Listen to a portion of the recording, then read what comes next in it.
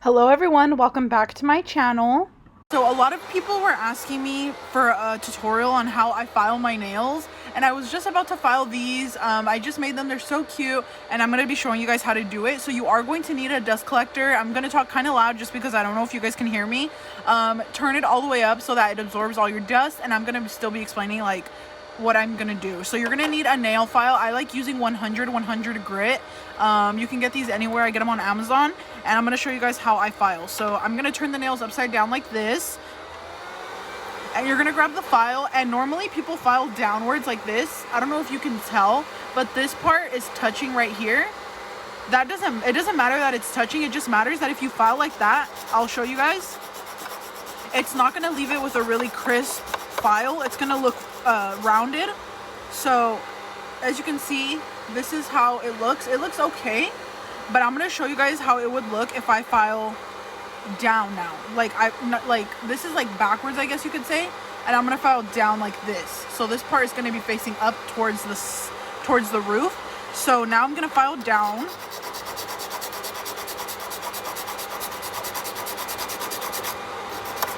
And I always do it around 20 times. You could count it so that you can make sure they're all even. But I don't count it. I honestly just do it like that now because I already like kind of know. As you can see, look at the difference. It looks super nice and crisp. So again, I'm going to do this one with the back touching like this, basically going up. I don't know how to explain it correctly, you guys, but I hope you guys understand what I mean.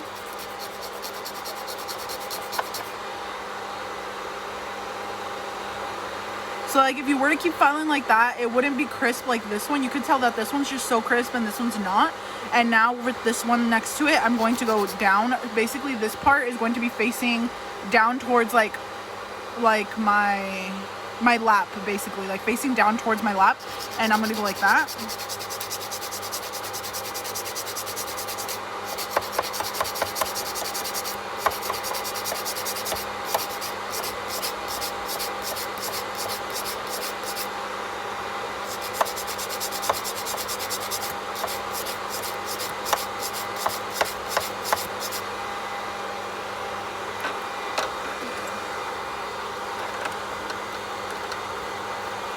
And see, now between both of these, you can definitely tell the difference. This one looks so amazing. I love the shape, and this one, I do not like the shape at all.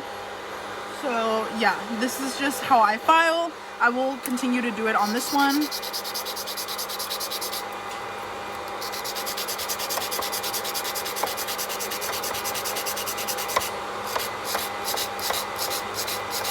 So I also forgot to mention that you need to do this at the very end. Once your nails are completely finished, everything's dry and cured, that's when you're going to do this step. That's what I do. And if you wanted to, you could still go back in the end and cap it with some top coat at the free edge.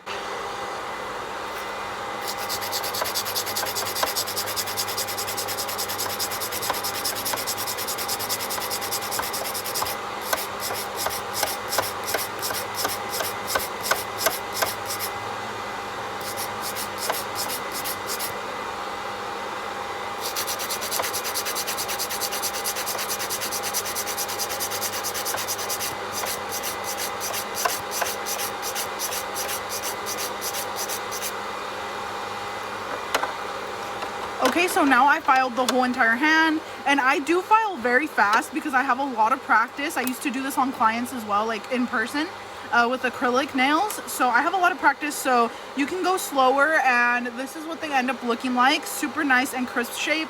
This one doesn't look so perfect to me, so I always go back if I need to go back and just fix any parts that I think need to be fixed.